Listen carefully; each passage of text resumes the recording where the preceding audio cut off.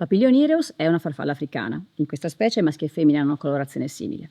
In realtà, come accade spesso in molti papilionidi, i maschi esibiscono un nero molto più intenso rispetto a quello delle femmine. Il motivo di questo nero più nero sembra essere il fatto che il maschio così riesce a mettere più in evidenza il colore, che si sa in molte specie è più importante nei maschi, che devono fare un po' l'effetto coda di pavone, quindi ha un significato sessuale.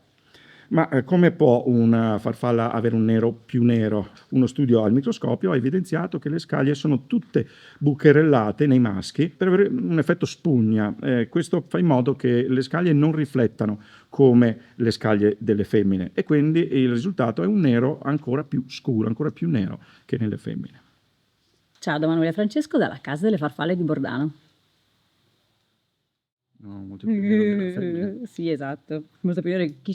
Cosa vuol dire? Cosa vuol dire? So cosa vuol dire, il cervello prova quando stacchi. Il Papilionereus è una specie... ok. Abbastanza. Abbastanza. Tipico di questa specie si può dare di più